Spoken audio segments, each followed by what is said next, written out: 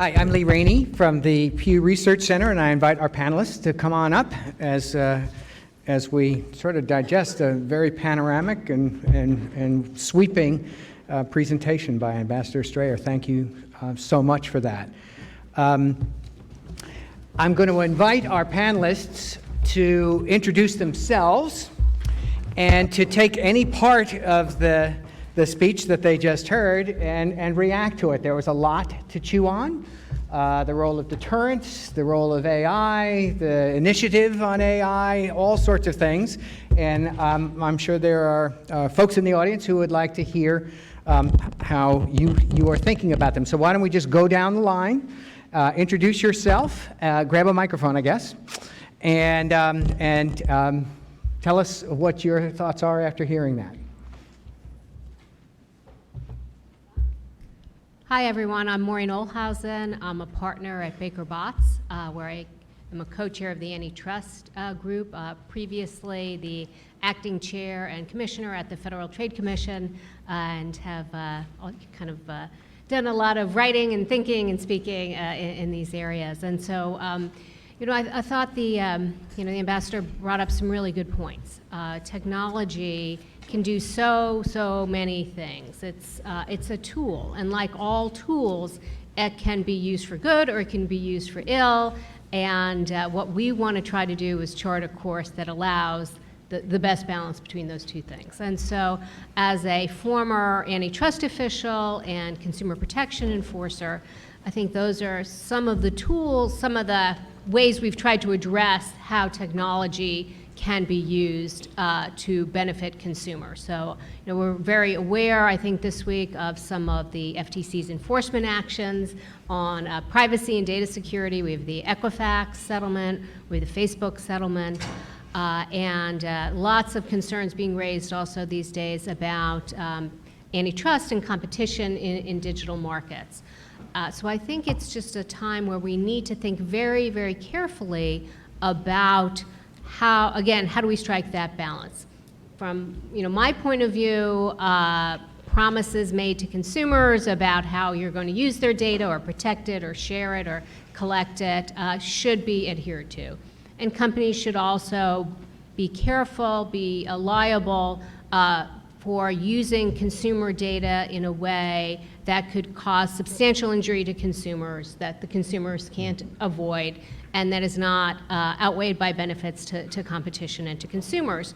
So some of the debate has been around, well, what about online advertising, using data for that? And I would say, we need to be careful because so many benefits have come to consumers in terms of free content and services and connection with others, fueled by the advertising-based model of the internet.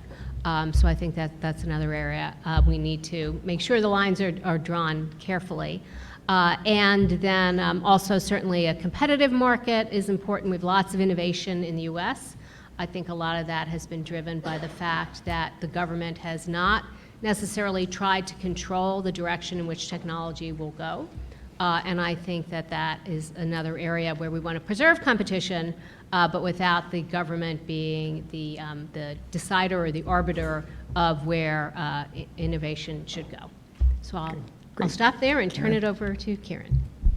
Hi, thanks. I'm Karen Kornbluh. I'm the director of a new initiative called the Digital Innovation and Democracy Initiative, and I was the U.S. ambassador to the OECD. And have worked in tech policy around the internet since it was called the information superhighway. And I just think it's so interesting that we're having this panel today, the day after the Mueller testimony, the day after the FTC settlement. And I was thinking about the title of this panel and listening to the really thoughtful remarks and thinking about maybe this is the day of a new era. Maybe we had this era of tech utopianism where we thought the internet was going to magically bring democracy to the, all corners of the globe and give voice to the voiceless and power to the powerless just by nature of its decentralized technology.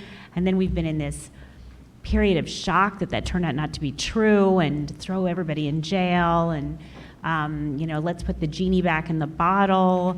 And then we've had these really abstract conversations. I feel like, should we regulate? Should we break them up? No, we'll kill the internet. We'll kill free speech. And maybe today is a day when we can just say, this is our new normal. You know, we live in a digital world.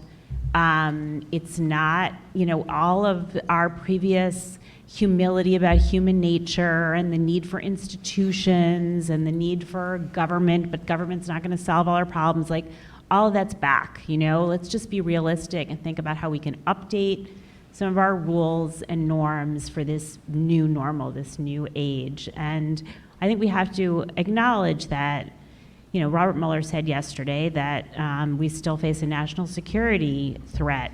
We still face a threat to our elections. We know that our information ecosystem is vulnerable, not just to foreign interference, but to those who would spread hoaxes and frauds and so on.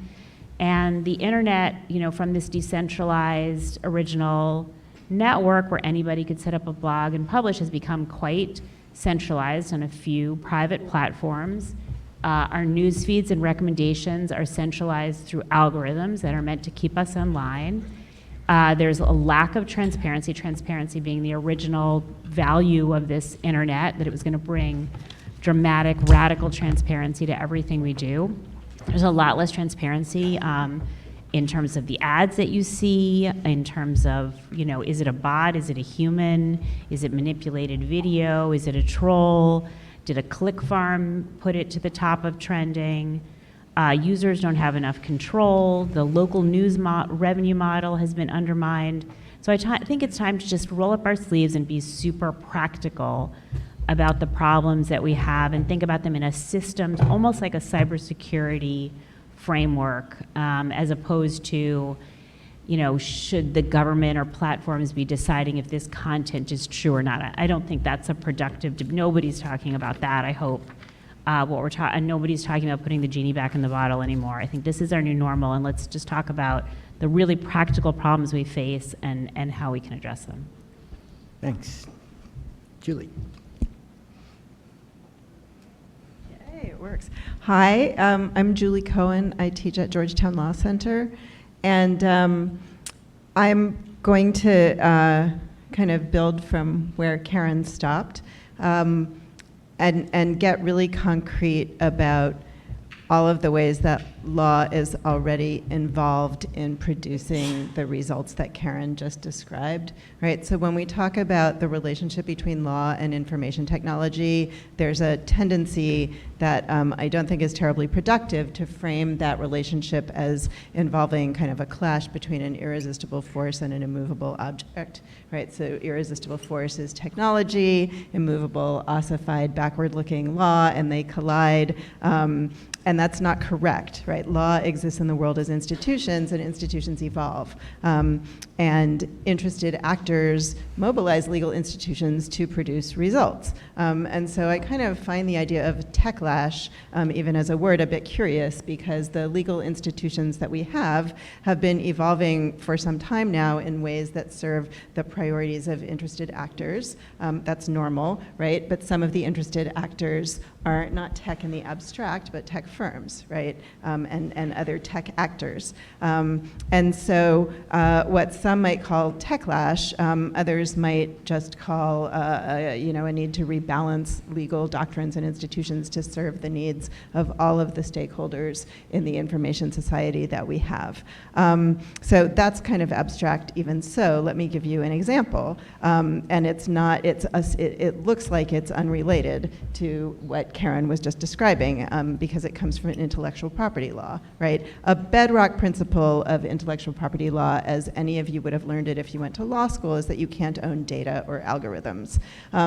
But tech actors, right, not tech in the abstract, but tech businesses, have perfected the art of using a combination of boilerplate terms of service and technical protocols to structure user interactions in a way that, as a practical matter, has produced de facto control of large agglomerations of data and algorithms and data processing engines. And that changes law by using law, right? It changes whether you can own data, but it mobilizes the idea of a contract and what it means to have a contract. And it produces a world in which end users are increasingly enmeshed in these relationships with tech businesses, the terms of which are opaque and unclear and arcane and difficult to discover. And when you discover them, incredibly one-sided. And some of those terms include kind of a de facto privilege to harvest data, behavioral and psychometric and psychographic data from and about users as a resource that's just available to be harvested. And that too is an act that uses the law. It uses the intellectual property idea of a public domain and resources that are free in the public domain to be taken and used for productive purposes. And before we even step into these debates about should we regulate from antitrust, or should we regulate from consumer protection, or should we regulate from telecommunications law, the law is in the mix, right? And law is being used to produce a relationship between law and information technology that is quite one-sided. And we need to be focusing at least some of our attention there. It's not a clash between an irresistible force and an immovable object, but rather a process by which our legal institutions are being realigned. Generally speaking, patterns of institutional change move in cycles, right, that correspond to changes in political economy. We know this, right? It's happened before, it's happening again now, but now the ongoing transformation in the global political economy is toward one based on information processing and exchange, and that has been producing changes in our legal and governance institutions as well. And those changes create existential challenges for those institutions and for the conceptions of fundamental values and the rule of law that we think they were designed to serve. So here again, the term techlash is kind of odd, right? The question is not who benefits or who has to be punished when things have gone wrong, but rather how to re-envision, to reimagine legal and governance structures so they fit the world we live in now. Here's a small example of that. It's actually not small. Our prevailing systems for administrative governance were designed with the problems of the industrial economy in mind. But the industrial economy conceptions of things like market power or market distortion are inadequate to reckon with comprehensive, platform-based, algorithmic, data-driven intermediation, right, of access to goods and services and information. And even if we could wrap our minds around that and come up with actionable conceptions of platform power or actionable conceptions of sort of anti-distortion correction for that information environment, we lack the regulatory modalities to sort of superintend those processes and make sure they're not abused. Regulators can't monitor what they can't see and are thinking about how you would do algorithmic accountability, for example, or supervised data cleaning, right, is still in the rudimentary stage. So at a fundamental level, again, before we step into these sort of, from my perspective, hasty questions about how should antitrust respond, right, or how should consumer protection respond, there's a need to kind of re-envision our institutions for the information economy, and to ask whether tech is making the problem worse or whether tech is making the problem better is kind of to miss the point, right? Tech is making the problem different. Governing information-based economic processes is different than governing industrial processes. And the administrative and even the constitutional structures we now have are artifacts of the industrial era. So I guess I'm saying the problems are even bigger and more complex, right?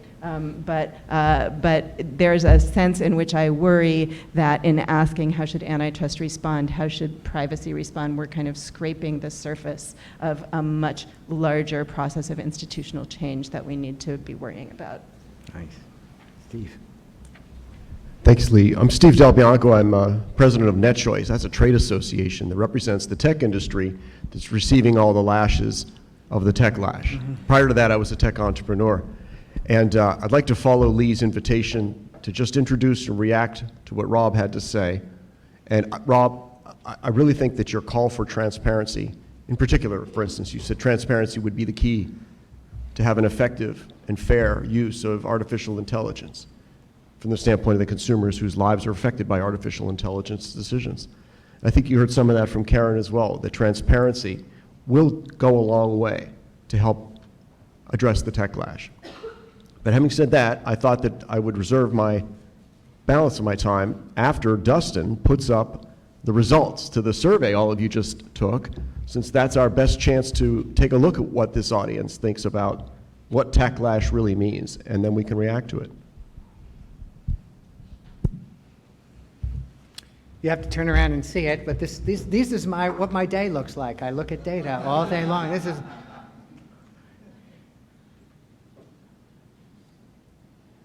interesting.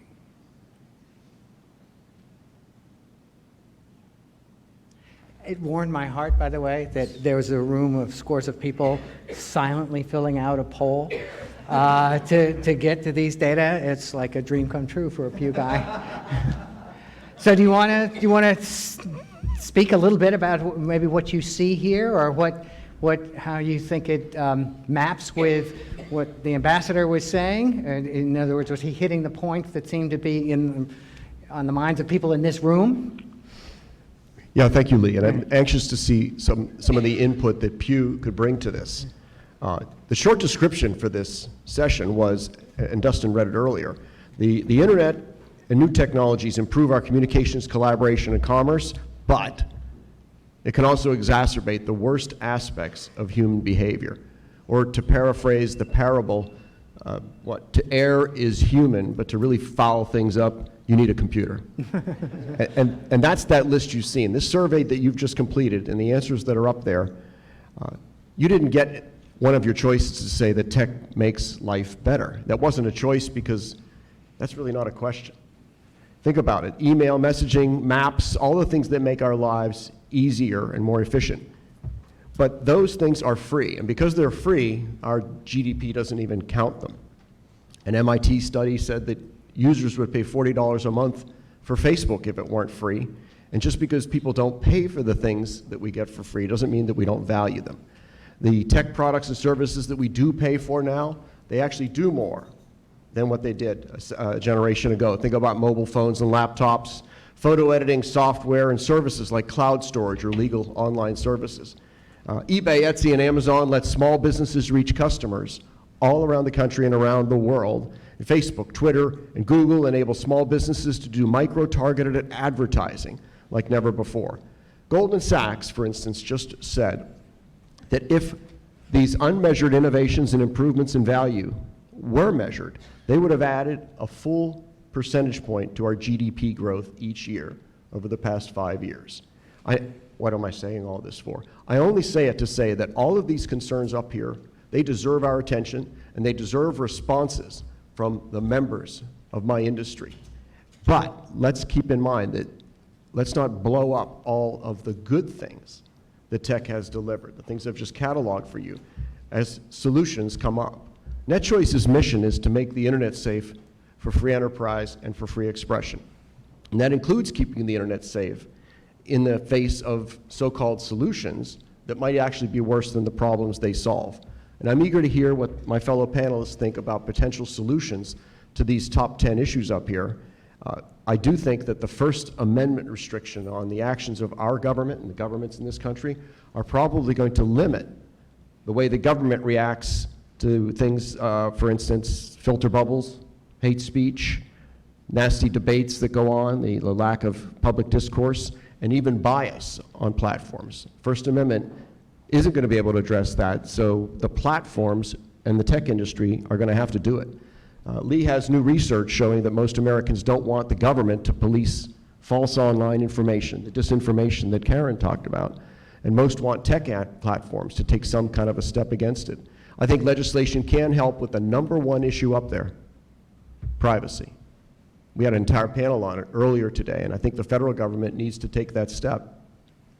I think legislation can help with ad transparency, and that should go a long way to remedy one of the high problems up there, which is foreign interference in our own democratic processes. But I don't think that our industry can wait for an Honest Ads Act. Our industry needed to act quickly to force advertisers to disclose who they were and to disclose who's buying the ads that you see. So to the extent that the root cause of many of those problems are online anonymity or the lack of consequence when you behave badly online, I'm not sure that a regulatory or legislative solution is going to solve it. It's going to be more about personal choices and the market forces that we use against those companies. I am surprised, I have to say, Lee, that so many of these came up with the answer, the internet isn't the problem. I would have predicted that all 10 would have scored well above 50% in the tech is making it worse. I only say that because tech accelerates and expands the reach of everything that we do. So I think that tech came away with a probably better than expected result, and that so many times, the people in this room at least, said the tech wasn't necessarily the root of the problem. That doesn't change the fact that my industry has got to find ways to solve these problems. So I look forward to hearing what the rest of the panelists think of the results. So this has been an interesting moment for Techlash. If you looked at the fever chart of how the public is responding to whether the internet and all of its attendant services are serving them well or not well, this is a week when the Justice Department announced that it was beginning a big new inquiry into the power of the companies, and we heard from the Mueller testimony yesterday, and we heard about the fine of Facebook yesterday. Where the public is on this list is probably where you are. They are thinking a lot about privacy, but are not necessarily sure where the line should be drawn, who's responsible for what, and they are mightily confused about even what's happening. I mean, it is really a good example of Julie's point that it is a different set of problems now, that so much data in so many ways, under so many circumstances, is being collected, and Americans say they don't know how those profiles are being built, and they don't know how to get to the bottom of it if it turns out that a decision has been made by an algorithm that harms them. So I'd be interested in you all speaking particularly about privacy and surveillance and security issues, which the ambassador spoke about as well, and maybe think through what are some of the laws, literally, that might need to be changed because of it? What are some of the steps tech companies could take that would solve the problem without necessarily being ordered by the government to do it? And what are the norms that public education programs and other kinds of interpersonal activities could resolve? Does anybody, I won't necessarily make you go in order, but Sure. Go for it, Maureen. I'll jump in. So let me take issue with the point that this is the first time we've had to deal with, public concerns about big collections of information and how they're being used and decisions that are being made about them by computers. Actually, I have a law review article on this. You go back to the debates about when credit reporting really became common in the U.S., and you go back to the late 60s and early 70s and look at congressional testimony. I have cited a bunch of it in this article where people are saying, there are big computers and they have information about me and it's making decisions, and I'm uncomfortable with that. And the upshot of that was the Fair Credit Reporting Act, where there was this balance struck by Congress to say there are enormous benefits to society for allowing information about people's creditworthiness to be shared, but there are risks to that too, and the way the Fair Credit Reporting Act balances those risks is to say there are obligations on the companies about how they use it, and if they use it in a way that disadvantages a consumer about an important transaction like credit or housing or insurance, that they notify them and that the consumer has insight into it and can challenge that. So I'm not saying that the Fair Credit Reporting Act will take care of everything, but I just sometimes feel like people think we're living through this, period where we've never had to think about these things before, and the truth is we have, and we may need to update those tools, those laws that we have. So privacy, I think a lot of what we're experiencing now is this perceived loss of control by consumers. They feel that data is being collected about them. I think most consumers do understand fundamentally that information is being collected about them to serve them ads, right? I don't think that should be a surprise to most consumers that when they're using free services, they are advertising supported. But I do believe that, one of the things I talked about was the FTC's standard, which is deception, so you have to adhere to the promises you make, but unfairness, which is this use of information in a way that harms consumers, that they can't avoid, and that's not outweighed. So one of the things that I think we need to do is have a better conversation about what those kinds of injuries are for consumers, and to try to put a little more guidance around that for companies and in the law. So if Congress, reportedly has been considering adopting or coming up with some baseline kind of federal uniform privacy legislation, I think that's one of the issues that they need to deal with there. What are the types of harms that we are trying to address in a privacy law? Is, financial injury, I think that's pretty well understood. People, don't want to feel that information is being used in a way that they're going to be an identity theft victim or fraud or, raid their accounts. But what other kinds of harms? Health and safety, we talked about surveillance, things in the home. I think those are the kinds of tough issues that we need to wrestle with, but with an understanding that we need to give some more clarity to businesses about what's permitted and not permitted, and also building upon the laws that we already have, try to figure out what additional tools are necessary. So I'll jump in. So Fair Credit Reporting Act is a really interesting example because you're right, Maureen, that this isn't the first time, right? There was a wave of legislation in the 1970s into the 1980s in an attempt to sort of deal with some of the looming consequences of large concentrations of data and computer data banks. But perhaps it's interesting to take an apparently unrelated analogy and sort of back into where we are. So think about antibiotics, right? Or think about pain medication. Think about any kind of drug that has to be developed in a lab. And think about, first of all, the pitfalls that might await the unwary if there were no Food and Drug Administration, right? And if there were no enabling statute that authorized certain regulatory gating activities to make sure that things had been adequately tested, right? We did that. I think we did that in the 80s or the 70s. I don't remember. And nobody was talking about going back to a life without these drugs, right? So the idea that we would be talking about going back to a life without tech is kind of ridiculous. But what they were talking about was making sure they were safe. But fast forward today, and what do we see, right? We see oxycodone, we see sort of deliberate attempts to addict populations, and we see mass drug-resistant bugs developing because of overuse of antibiotics. We see problems that were not foreseen sufficiently well back 50 years ago or whenever we were doing the first wave of this legislation, both because nobody has a crystal ball and because the problem has just become more complex.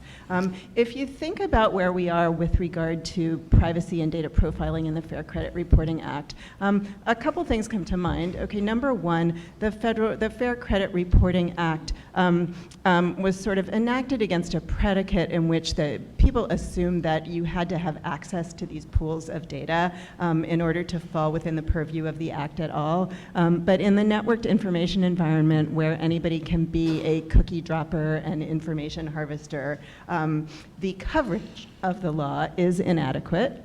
The principal remedy in the Fair Credit Reporting Act was the same thing that we're talking about now when we're talking about a do not call registry or when we're talking about giving consumers the right to prohibit use of their own information. It was the idea that you could request a copy of your credit report and personally invoke the remedy procedures to try to take action to get the credit reporting agency to fix your report.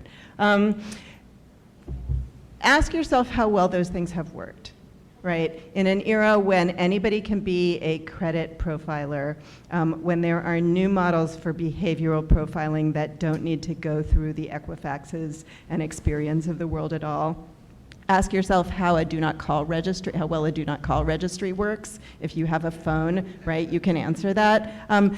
Any remedial scheme that relies upon the enlightened, self-interested, atomistic individual consumer to be the principal policing and enforcement mechanism does not work. We should have moved beyond that by now. And we need to really think about, I brought up oxycodone for a reason. We need to think about design for addiction. right?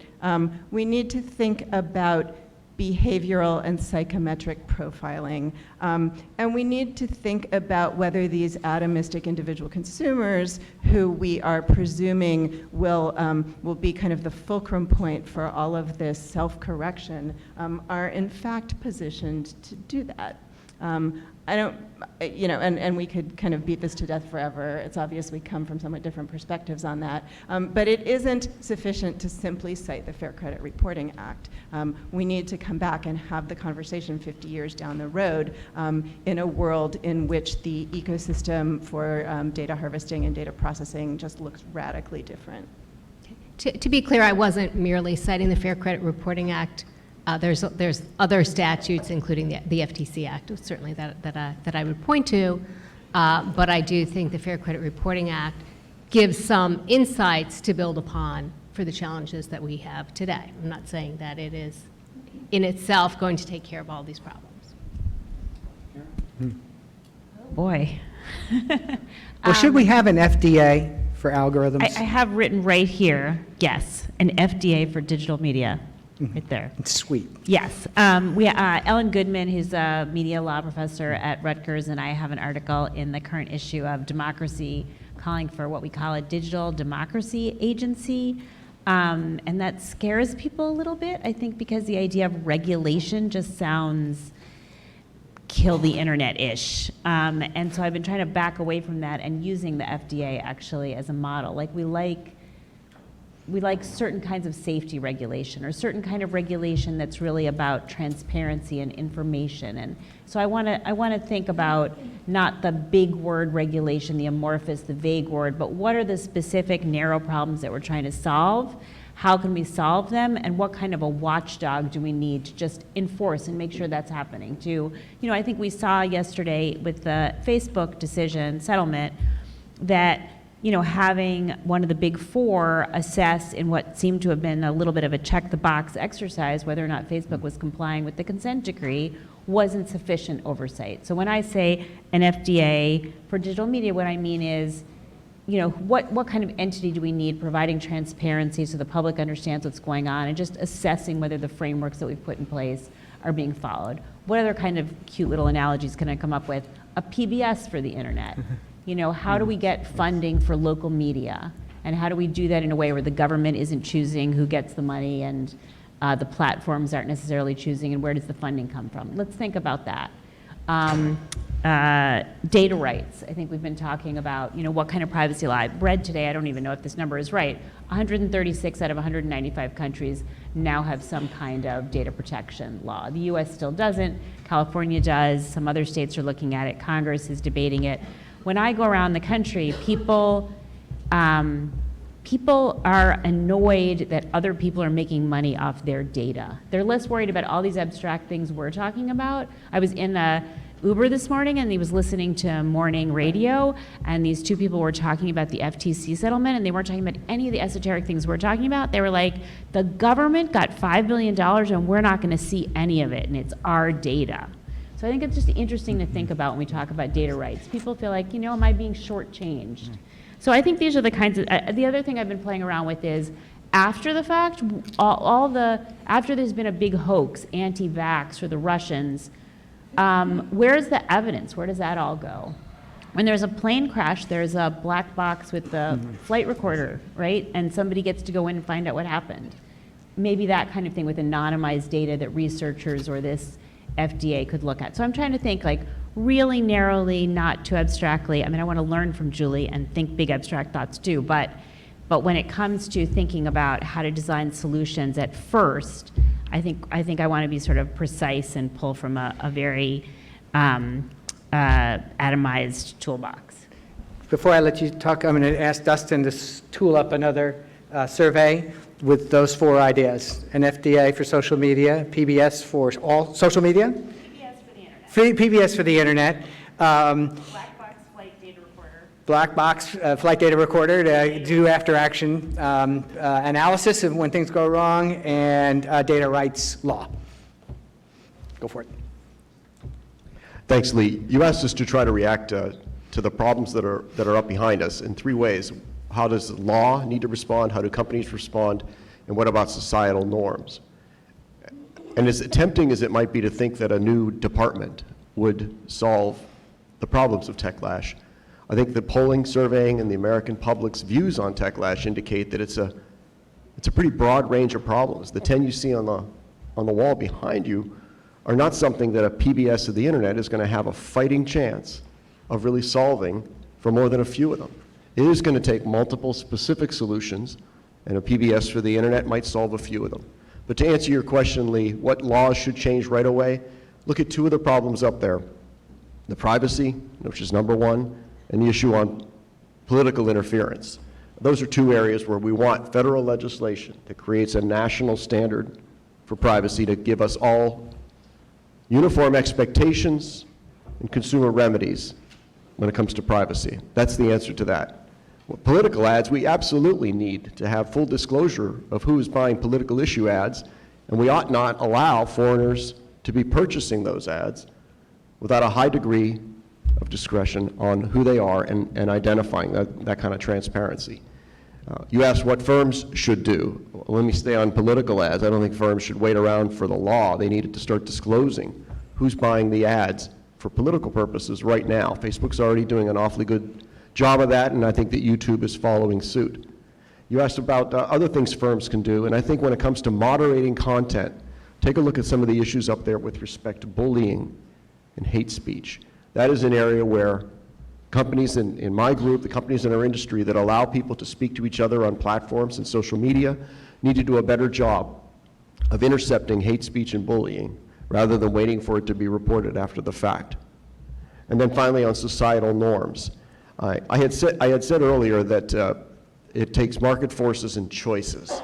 And take a look at the problems up there with respect to the addiction to technology, digital, social media, and entertainment.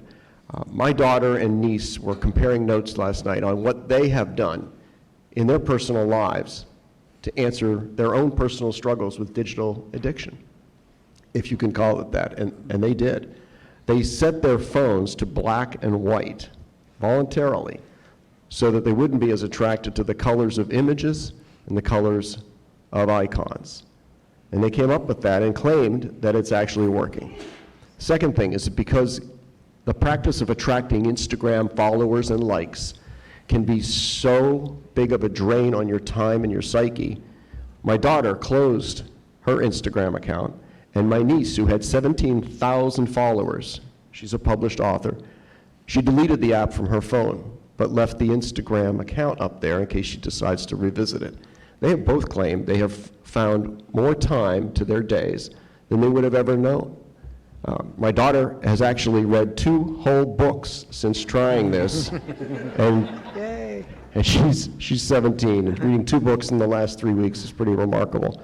Let me tell you what else they did, which will amaze you. They each bought on Amazon backlit analog clocks, backlit analog alarm clocks, these white plastic clocks with a little bit of light. Why?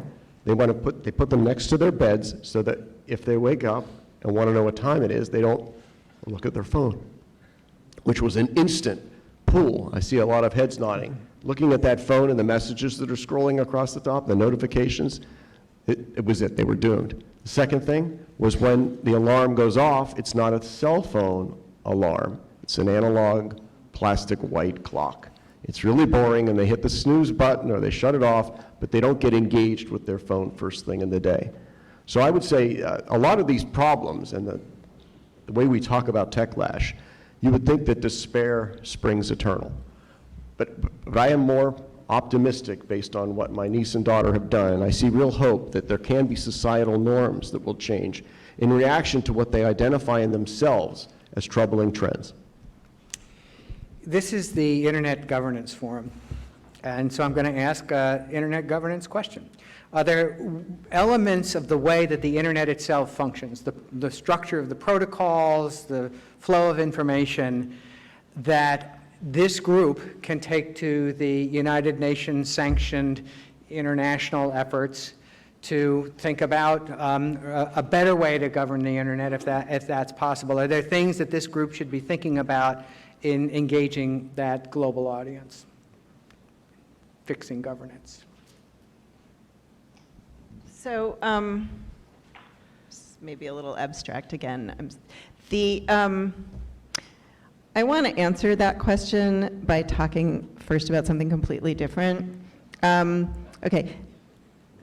How do you govern the internet? Actually, so this is not completely. So there are, Laura DeNardis has done, I think, the best work on this, but there is an incredible profusion of interconnected transnational institutions, right, that govern the internet. And that's great. But if you talk to law people, nobody really understands what a transnational legal institution is. And you might say with Galileo, and yet it moves, right? So it's fine, so it works. What other transnational institutions are out there? There are World Trade institutions. There are, transnational cooperations between privacy regulators and bank regulators. And there are human rights treaties. When we drafted back in the early to, I guess, immediately post-World War II, the major human rights treaties, it was thought, I think, at least by some people, that that getting everyone on board with the notion of certain fundamental human rights that everyone was entitled to, if it could be pulled off, would be a really good thing. And the treaties are still there, but a problem with them is that in the world of network transnational governance, they're being sort of pushed to one side in favor of other kinds of networks, right? Trade networks, economic regulation networks, internet governance networks. Each network has standards, right? You guys are tech people, you know networks and standards. So at the core of internet governance are certain kinds of standards, standards about the domain name system, standards about the TCP, IP protocols, standards about whatever. At the core of the World Trade System are other kinds of standards. At the core of the Human Rights Treaty system are standards regarding what count as fundamental rights and liberties and what counts as the rule of law. But networks grow and shift, and as the networks for governing economic activity and communications activity sort of ascend to prominence, it's kind of become a problem, right, that the human rights treaties were mostly directed at state actors, that they have almost nothing to say about sort of intertwined public-private surveillance power and the ways that it can be leveraged, as the ambassador talked about in China, as in the Arab Spring, as in Hong Kong today, right, to produce profoundly repressive results. And we don't have good learning or thinking at all about how to build the kinds of guarantees for fundamental rights that we might need into the networks that are important now, right? Into internet governance. That's your problem. Into world trade, that's somebody else's problem, right? And so it's abstract, but I think that I would say that that's a crucial task for internet governance, because like it or not, even if somebody might say, I'm just an engineer, this really isn't my problem, it kind of is. And we need to learn, I think, to deal with that as well. So add that to the list of institutional reinventions that have to occur. Other thoughts? I could react to that, seriously, Lee. If we were to be talking to the governments in one place, like we do sometimes at the Internet Governance Forum, at the Internet and Jurisdiction Conference and other gatherings, I think we have to admit that each government will insist upon ruling over the activity of its citizens, and they don't actually care if it happens on the telephone, over the internet, or in person. In other words, governments will pass and enforce laws on what their citizens do, what they say, and sometimes even what they see. They've got to be able to know that we're not going to interfere with their ability to do that, as much as it hurts our sensibilities that a country is using the internet to crack down on free expression within its borders.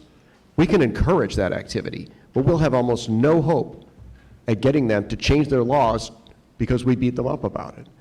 I think the best thing we can ask them to do is to cooperate and look for reciprocity when it comes to cross-border reach of their laws. So a regime who wants to impose a really tight speech codes is got to be convinced that it doesn't serve their interest to force that beyond their borders, because other nations' laws could cross their borders in the same way. It has to do with investigating criminal activity. The countries need to have cooperation and reciprocity with respect to turning over data, but they can't turn over data on a citizen if it violates the laws of the country where that citizen lives. And these are conversations that are happening right now in a number of conferences. One that we have engaged with even in this White House is this notion of foreign taxation of American companies who have a presence in Europe, the digital taxation debate that's spun up right now. I talked about reciprocity because at some point, it's possible Europe will have a digital champion or two whose activity could be fed by economics in this country, and would that company suddenly become subject to taxation and harassment by the U.S., the way that U.S. leaders are being harassed and taxed in Europe today?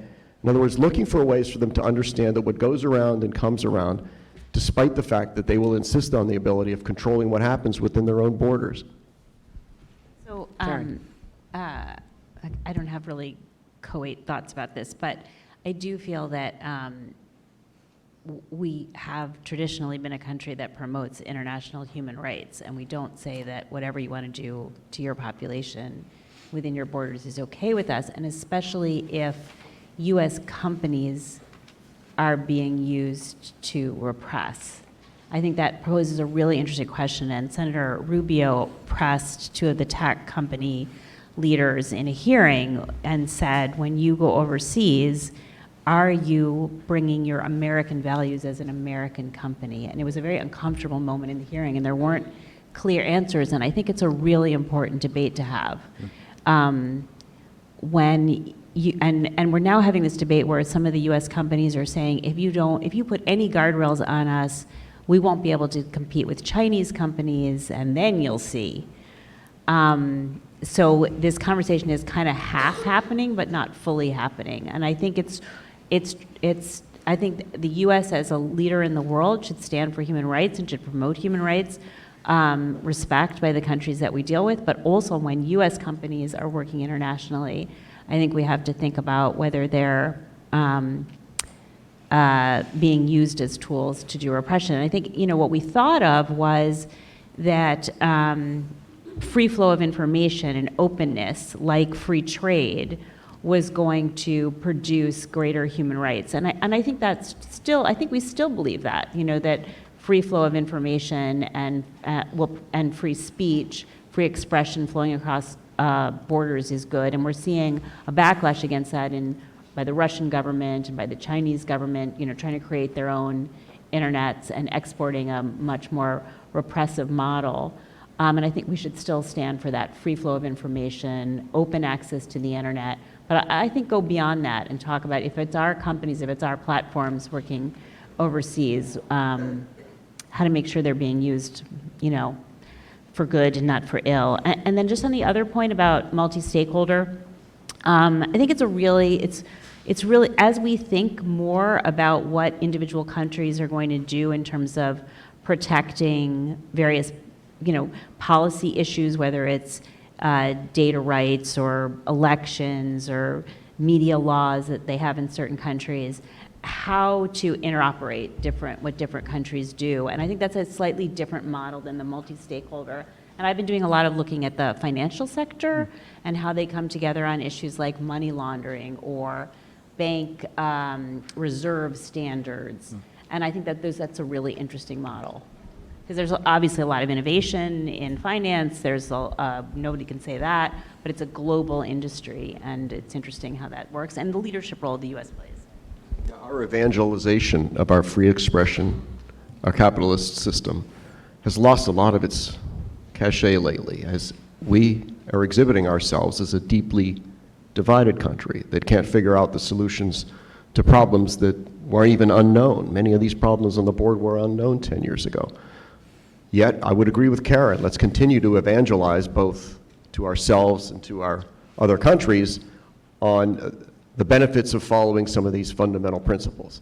Now, having said all that, if an American company has employees operating in China, that company has to follow Chinese law in the same respect that a Chinese company operating here has to follow our law. The consequence of not following that law would mean those employees go to jail and those companies get penalized. It's the same thing we would do to Huawei or some other company operating here that didn't follow our laws. So what does our industry have to do in response to that? Karen knows the answer. We leave. Yahoo leaves China. Google does very little in China and closed down entire businesses. eBay closed their business in China. So sometimes the price of complying with that country's laws is a price that's too high to pay.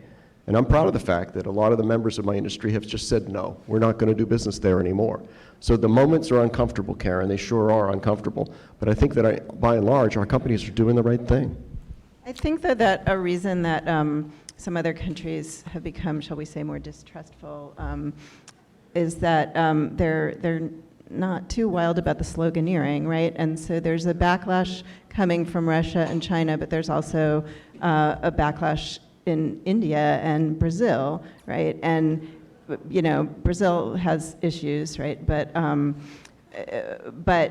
the concern in India and Brazil is not so much the desire to create an authoritarian iron dome over their own internet, but a worry about American capitalist countries sucking their companies rather, sucking out their citizens' data and harvesting the data and using it for profit and not seeing benefit back to those citizens or to those countries and not having any say in the terms of that relationship. In other words, just, you know, plain vanilla colonialism with a little modern twist. And it's not sufficient, I think, to say, oh, you know, we stand for the free market and free enterprise and freedom of expression, if that's not the experience. And it's also not sufficient to say just leave, because if we just leave, then in goes Alibaba, right? And in goes Huawei. It's actually, they're already there. And this is actually a pathology of sort of multi-stakeholder networked governance, or if you will, a moral hazard, right? There is most definitely a race to the bottom in the sense that the argument is we can't just leave because we'll be ceding these markets to players that are a whole lot worse. And it is, I think it does become a problem for the internet governance folks in the sense that there's a need to figure out what the sort of non-negotiable third rails are, what the standards are, and how you move the network and its membership generally in a good direction. And you know, and I'm not saying I have the answer to it by any means. If you were in India before they forbade Facebook free basics, the internet for a lot of people was Facebook free basics. In Brazil, I think the internet for a lot of people is Facebook free basics, although I could be wrong about the specific country. So there's a question about what it means to do internet governance. When you take care of the basic protocols and the domain name system, are you done? Or can the commitment to sort of free flow of data be disintermediated by a platform-based service that's kind of sitting in the middle between the protocols and the users, up the layers of the stack? That's another problem that I think at some point has to be kind of on your radar screen. We've got about a half an hour for questions from the audience in the back first. Jose?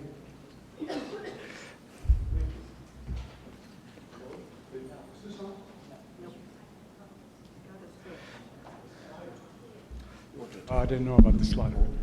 Hello? We'll see. Thank you. My name is Jose Pardo Kroneman. I'm a lawyer in D.C.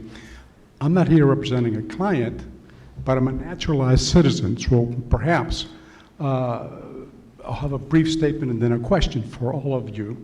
I don't know if the ambassador's still here, but we talk a lot about privacy concerns. And being in a democracy, we have that luxury to talk about our privacy. Benjamin Franklin told a lady in 1789, what's going on in there, when they were drafting the Constitution. And he replied, we're giving you a democracy if you can keep it. Now, what I asked the panel is why it has taken so long for our intelligence community in our government to recognize that authoritarian governments use propaganda. The old-fashioned way was the print media, the radio media, television media, to control the thinking and the population.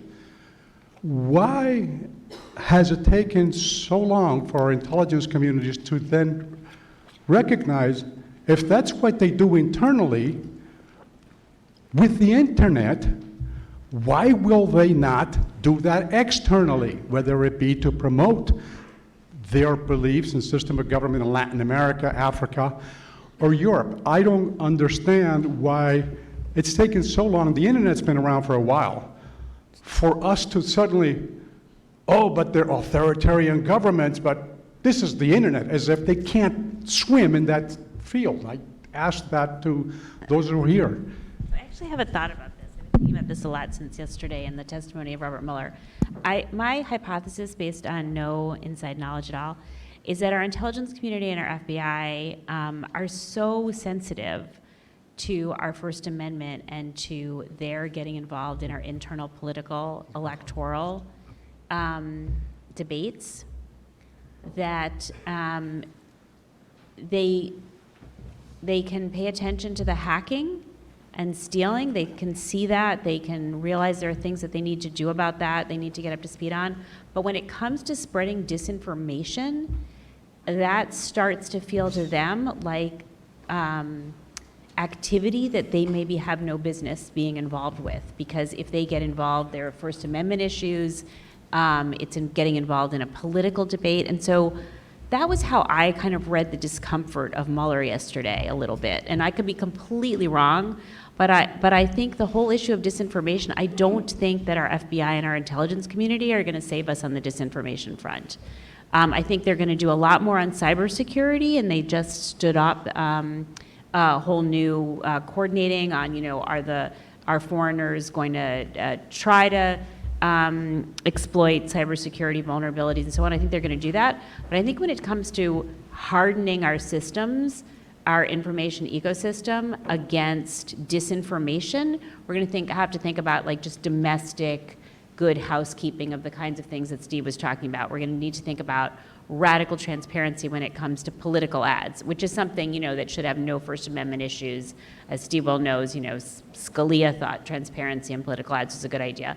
I think there's more that we can do even than what Facebook is doing, but we've got to do a lot more on that. I think we can do a lot more in terms of a bunch of other transparency issues. Again, we have to save our local news system so people know where to get news. But I think there's some like really boring, basic, good housekeeping things we need to do to safeguard and harden our information ecosystem. I just don't think that our intelligence community feels like they can go too far down that line without running into some real First Amendment and getting involved in politics dangers.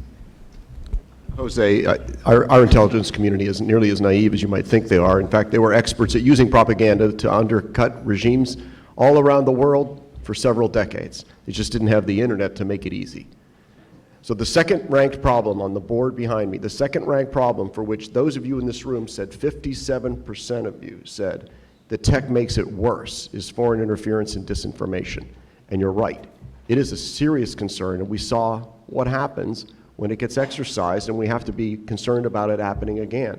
So this is the Internet Governance Forum. We are focused on what things our tech industry, our society, and our governments can do, and we have to do more to be able to block the use of our wide open communications channels in a way that undermines our ability to elect and manage the government that we want. So that is why appropriate responses, and Karen and I are full agreement, the companies are doing a lot on their own, but they don't have guidance at the state or federal level on who is allowed to buy an ad. For instance, right after the election interference, we went to buy ads on Facebook for an issue. You know what it was? It was e-scooters. Rob Winterton, my communications director, is a British citizen. To buy an ad on Facebook on what was considered a political issue, e-scooters, Facebook required him to fill out all this information, verifying that he's in the U.S. legally, but it wasn't good enough. Facebook mailed, snail mail, to Rob's house so that he could open the envelope, read and enter the code on the envelope, just to verify that he was buying that ad within an American jurisdiction. That may not be the perfect solution, and there's ways the Russians are going to get around it. I get that. I get that. But companies are trying to act. We also need clear guidance from the government within the realm of the First Amendment. We've got to be able to protect our democracy from foreign interference because the internet makes it too easy to do it effectively. I just had one other thing that I missed. So I think the things that the intelligence community is going to do is they're going to do a better job of identifying when this is happening, telling the platforms what they should be doing. I think there should be sort of an automatic notification of the public so that both the intelligence community and the platforms don't feel like they're doing something that looks political when they report on interference. So I didn't want to suggest that there wasn't more they aren't planning to do and should do. I think there's a lot more that can be done. And I definitely think more transparency on the ads. I think what's really interesting is that Facebook has decided on a broad definition of what ads should have transparency. I think broader than Google, which is great because it's really hard to say under those narrow, what is a political ad? Does it have to say vote for or against a candidate? They've defined it more broadly, which I think is a really good idea. I think they could do a lot more in terms of verifying who's running the ad and also who's funding the person who's buying the ad. And that would be really helpful. And then there are a bunch of other, I think, good housekeeping things. But I just wanted to correct that there's more that the intelligence community can do in terms of sharing information with the platforms and the public. Over here. Yes, you, nope, in the black shirt, paisley tie, or whatever.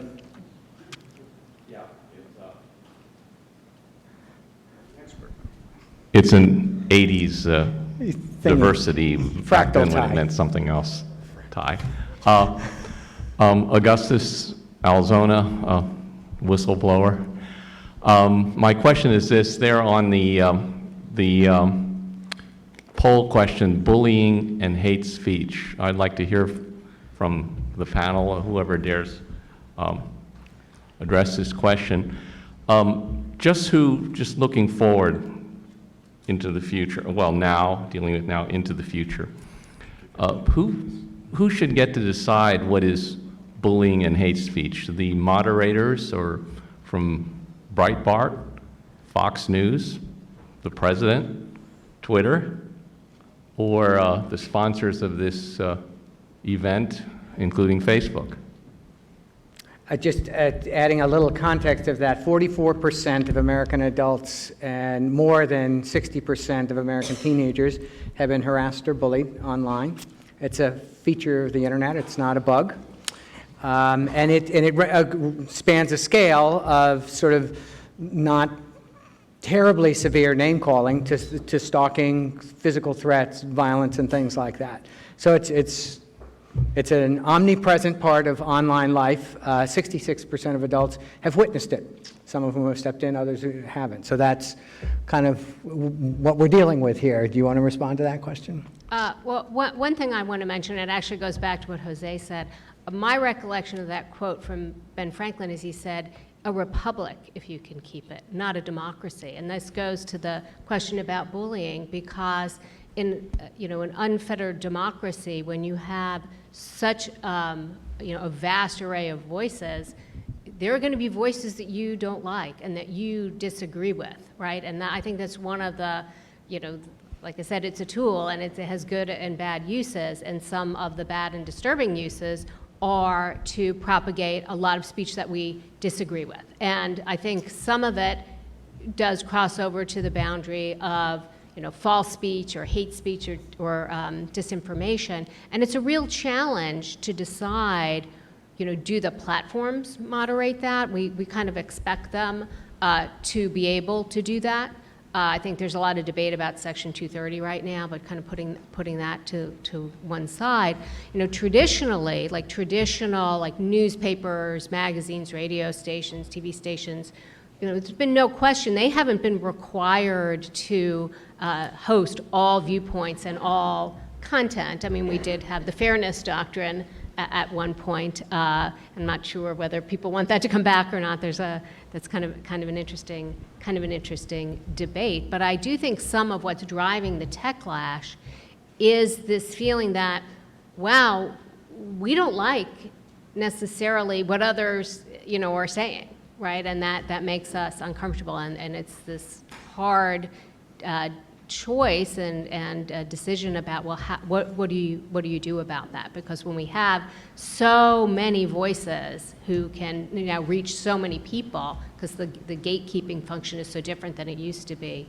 So I don't have a good answer for that, but I do think it's the flip side of the coin of opening up so many channels of communication without having these gatekeepers in the middle. Well, if it's some guy in Silicon Valley or sitting in the basement somewhere or who's got the power, it seems like whoever controls the internet nowadays controls things. And when we asked a broad question, not by platform, when we asked a broad question, whose responsibility is that?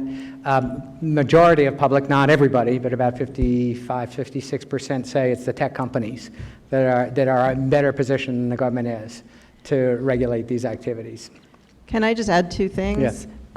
So number one, it's my very strong sense that if we were to get a handle on behavioral and psychometric targeting, we would get a handle on a lot of this other stuff, including a lot of the hate speech, not maybe the kind of garden variety, although terrible, teenager on teenager bullying or whatever, but the hate speech, right, that festers in under conditions where public discourse sort of prizes polarization and irrationality. If we got a handle on behavioral and psychometric targeting and algorithmically pushing people information that pushes them further down more extreme paths to wherever we were going, I think we would see movement on almost every single one of these problems. So that I forgot the other thing. If I could follow up on that, Lee, just briefly, if there's bullying directed at an individual, our state, federal, and national laws do a terrible job making that a crime. If there's no threat of imminent physical harm, there isn't a crime. So too many times the bullying, which can be so destructive, deadly destructive to the psyche of an individual, aren't illegal.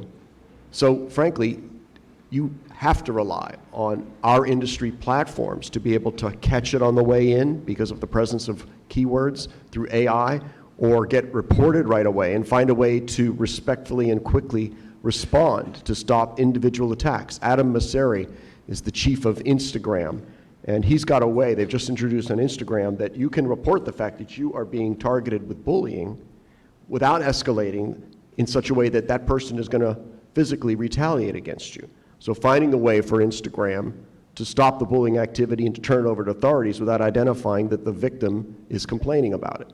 So each company will have to do it in innovative ways. And when it comes to hate speech, you live in the United States of America, and we have the First Amendment, and we don't have hate speech.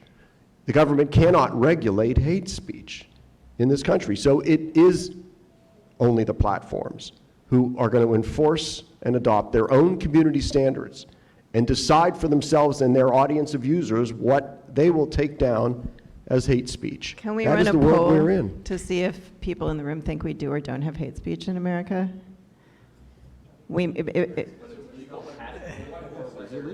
You said we don't have hate speech. I think you knew what I meant. We don't have a hate definition of hate speech that is illegal because of our First Amendment. And Julie, I think you knew that's what we all understood. Let's go to the next question. Mike?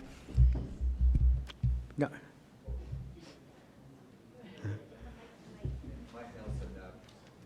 Louder. You're right, it wasn't on. Mike Nelson, I used to teach internet studies at Georgetown, and one of the things I did was talk about scenarios for the future. On Monday, Attorney General William Barr gave a very important speech about encryption, and he talked about a scenario. something really bad that happens that is blamed on the internet, and specifically something bad that is done by terrorists or others who use encryption. He was advocating for making sure that we have backdoors on encryption and advocating that that will make us more secure.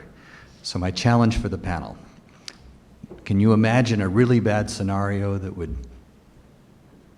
cause the political process to eliminate encryption or strong encryption? And is there anything we can do now to prepare for that, digital 9/11 or whatever it could be?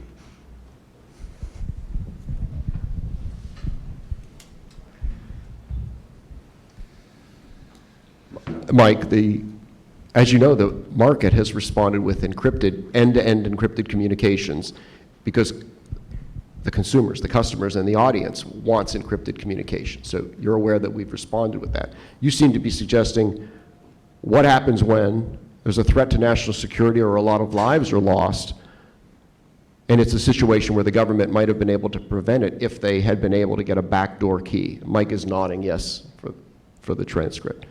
So that scenario, we should just count on it happening, right?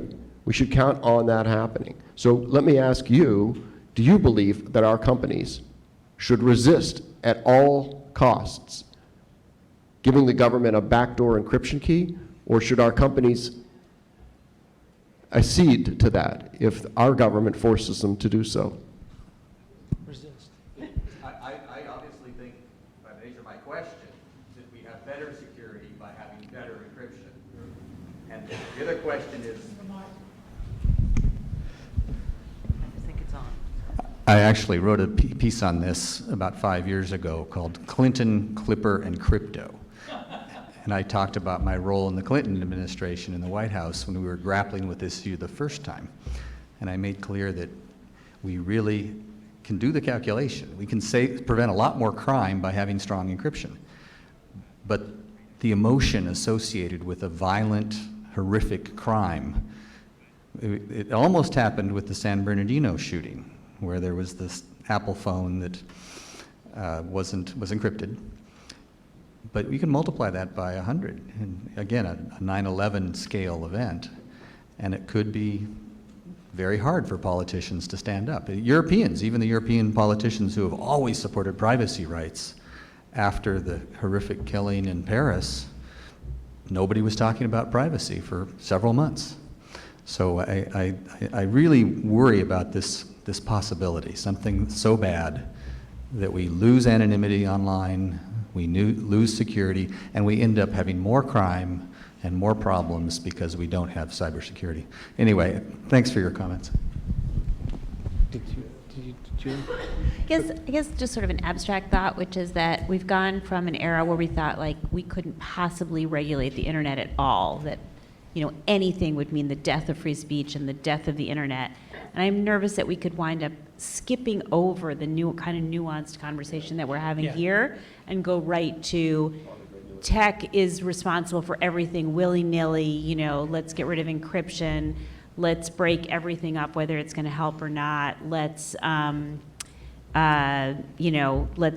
throw out 230, a lot of draconian proposals instead of the kind of nuanced conversation we're having here. Last question right here. Dan Caprio with the Providence Group.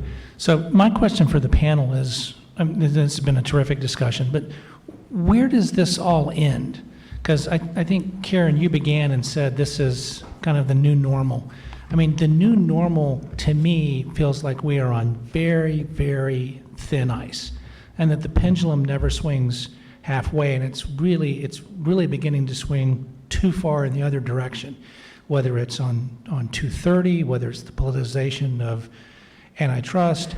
I mean, you've got, the right and the left have met on it's not a straight line, have met on the continuum of the circle. And so where does this, it's almost as if, the new normal is the death of expertise. So where does this end? Because we're about to have a presidential election, which, our issues, for better or worse, are going to be front and center. Probably, certainly, more consideration than any other presidential election in our lifetime, maybe even the last 100 years. So where does this stop? Dan, it's Steve. I would suggest it won't stop. When you have a clash, like the ones we're watching, and you have a techlash, we should expect reactions, and unfortunately, Karen's right, it will be overreactions. The reaction to an overreaction is to perhaps overreact in the other direction. So it's not going to stop. It will swing and oscillate, and I hope it begins to converge on something that we can all continue to innovate, communicate, and express freely. But there are three things that stand in the way of the overreacted, knee-jerk regulations, and the president has witnessed one of them, and that is the courts. There are limits as to what Congress or states or courts will be able to do because we have a constitution that will limit what they can do to solve 7 or 8 of those 10 problems. You also have elections. Elections have consequences as well. So if we have an overreaction that clearly flies in the face of our desire for free enterprise and free expression, I think we'll be able to push back on that, but it won't end. It'll just be another cycle of regulating and deregulating, regulating and deregulating. I want to maybe suggest a slightly different trajectory. So regulation is not over here on one extreme, right, with free enterprise over here on the other extreme, right? What's on this extreme is moral panic, and what's on this extreme is the view that the First Amendment protects all information processing all the time ever, and the government's hands are tied. And what's in the middle, right, is figuring out how to do enlightened oversight of the information economy, right? We like a new moment of a new deal, or whatever you want to call it. I don't want to push anybody's buttons, right? But we need to reinvent the administrative state for the economy we have now with appropriate regard to expertise, right? To civil liberties, to free enterprise, to people being harmed. That's what's in the middle, and the problem is that, thank you. You can sit now. The problem is that we don't believe in that anymore, and it isn't helped by saying regulation is one extreme.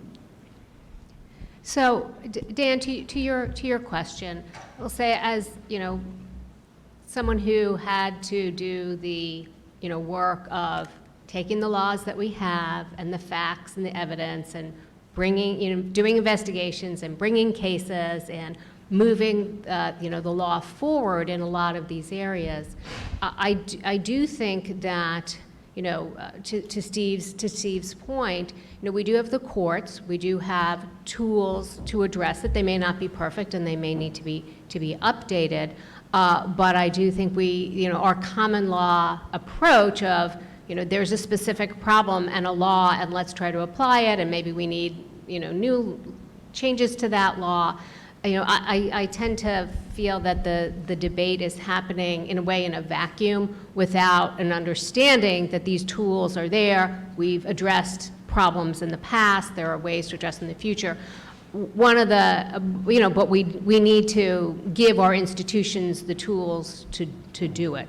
One of my concerns, though, is this idea of using antitrust, which is a very specific tool, to try to address all this host of, of problems that are far removed from, actual competition in the market, and how antitrust is seeking to protect market mechanisms, and to say, antitrust is the tool if big companies are doing things that we don't like, and antitrust is going to be the way to solve this whole host of problems that people are pointing to in our economy. I think there's problems of expertise. I think there's just to try to balance, how do you determine, that a merger impacts the right amount of, privacy or labor issues or environmental issues.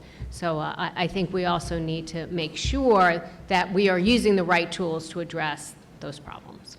I totally agree with what everybody has said so far, even though they seem to be contradictory. I think they're all exactly right. And I think your point about the death of expertise, I think there's been this running down of the government in general over the past few years, and this idea that the government can ever do anything right and it's always corrupt and it's always incompetent. At the same time as we had this tech utopia that I was as guilty of as anybody, that we don't need any regulation on the internet. And so I think it's going to be very hard to have the kind of conversation that all of my co-panelists seem to agree we need to have about, okay, what laws narrowly applied are really appropriate in this environment? What institutions do we need? What kind of updating do we need? I think it's going to be really, really hard to have that conversation, and I'm nervous that we won't have it, and that instead we'll get overreaction in both directions that won't solve any of the problems and will create bad outcomes for the most vulnerable and the people that we least want to harm. If you want to, you can return to Slido and vote on the effectiveness or not of Karen's 4 proposals, just so you can get more data to take back to your family. I'm going to close with just one lightning round question. If you could do one thing that would improve trust in the online environment and diminish techlash, what would it be? Down the line. Pass a new federal privacy law. +1, I agree with that. That bans behavioral and psychometric targeting.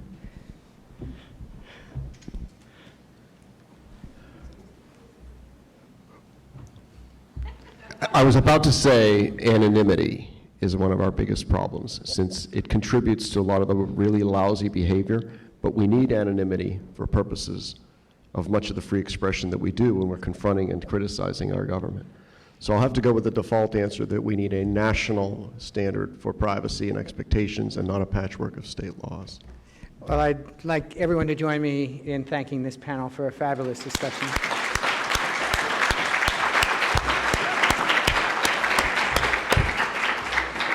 Is there anything more to say from